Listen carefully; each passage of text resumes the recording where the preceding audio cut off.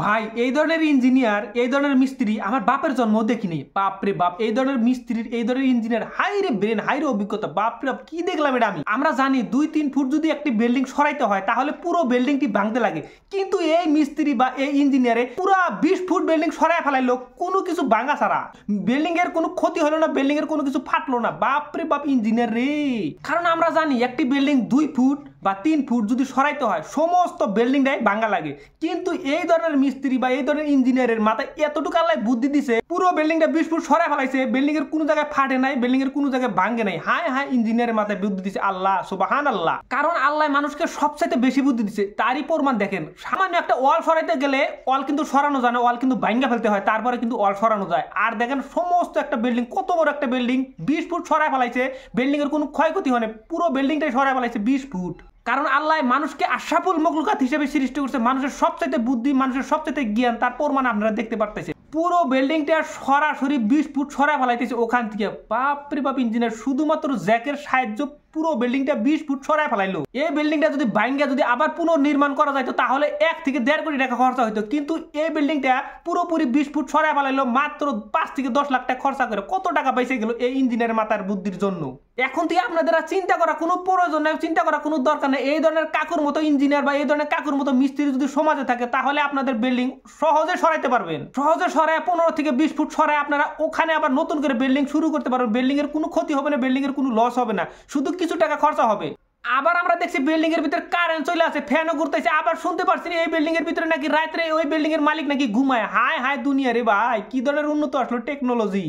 শুধু বিল্ডিংটা সরানোরা করতেছে জ্যাকের সাহায্য, জ্যাকের মাধ্যমে এই বিল্ডিংটি সরানোরা করতেছে। দেখেন সামান্য একটা চিকন জ্যাক, এই একটি চিকন জ্যাক, এই জ্যাকের মাধ্যমে কত বড় একটি বিল্ডিং সরানোরা করতেছে। সুখবর রে ভাই, যদি কারো বিল্ডিং পুরনো বিল্ডিং যদি থাকে পুরনো বিল্ডিং যদি আপনাদের যদি নিচু হয়ে যায়, এখন থেকে আর চিন্তা করার প্রয়োজন নাই, চিন্তা করার দরকার নাই। আপনাদের পুরনো বিল্ডিং যদি নিচে হয়ে যায়, বিল্ডিংটা যদি উঁচা করা লাগে, তাহলে এই ধরনের কাকু এই ধরনের ইঞ্জিনিয়ার মিস্ত্রিকে ডাকবেন, অবশ্যই বিল্ডিংটা জ্যাকের মাধ্যমে জ্যাকের সাহায্যে উঁচু করে দিবে। এখন আমার প্রশ্ন হলো, এই বিল্ডিংটা সরানোর পরে বিল্ডিংটা আগের মতো টিকসই হবে না কিছুদিনের ভিতরে বিল্ডিংটা ভাঙা যাবে বা কিছুদিনের ভিতরে বিল্ডিংটা ধ্বংস হয়ে যাবে? এটা আমার প্রশ্ন রয়ে গেল। কারণ পাইলিংটা যে কাটছে, পাইলিংটা কাইটা যে সে সমস্ত বিল্ডিংটা যে সরাইছে, সরানোর পরে ওখানে নিয়ে বা আরেক জায়গায় নেওয়ার পরে ওই বিল্ডিং এর জন্য কলম নতুন করে বানানো হবে, সেই কলমে কি আগের মতো টিকসই হবে? বিল্ডিংটা যে আগের কলমটা কাইটা অন্য জায়গায় যে বিল্ডিংটা সরাইলো, সরানোর পরে নতুন করে যে কলম করবে এবং নতুন করে যে পাইলিং করবে, পাইলিং করার পরে কি আগের মতো জোড়া লাগবে এবং আগের মতো জোড়া লাগবে না? এই বিষয়ে কিন্তু প্রশ্ন রয়ে গেছে। যদি আগের মতো জোড়া লাগে তাহলে আগের মতো টিকসই হবে কি টিকসই হবে না, এই বিষয়ে কিন্তু প্রশ্ন রয়ে আছে। যদি এই বিষয়ে পুরো দক্ষ বা কোন ইঞ্জিনিয়ার এই ভিডিওটা দেখে থাকেন তাহলে অবশ্যই কমেন্টে জানাবেন। যদি বিল্ডিং এর পাইলিং কাটার পরে অন্য জায়গায় বিল্ডিং সরানোর পরে আগের মতো যদি লাস্টিং হয়, আগের মতো যদি টিকসই হয়, তাহলে তো কোনো চিন্তার দরকার নেই, তাহলে তো আমাদের বিষয়ে আনন্দ এবং আমাদের বিষয়ে অনেক আনন্দ। এবং কারণ কি জানেন, এই ধরনের বিল্ডিং এই ধরনের কাম করা ভারতেই শ্রমিক আছে, ভারতেই নির্মাণ করে এই ধরনের বিল্ডিং।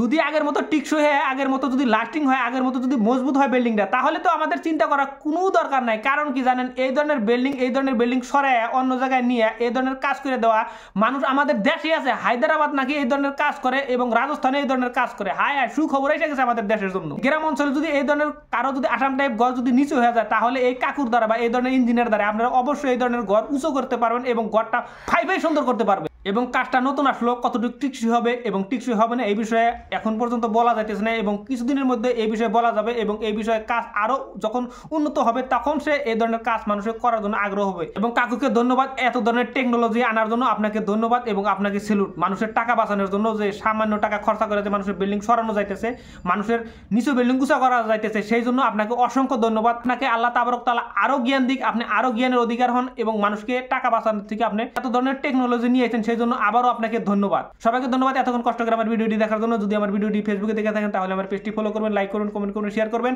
আর যদি ইউটিউবে দেখে থাকেন তাহলে আমার চ্যানেলটি সাবস্ক্রাইব করবেন, সাথে থাকা বেল আইকনটি বাজিয়ে দিবেন যাতে পরবর্তী ভিডিও ছাড়ার সঙ্গে সঙ্গে নোটিফিকেশনটি সবার আগে চলে যায় আপনাদের মোবাইলে। সবাইকে ধন্যবাদ।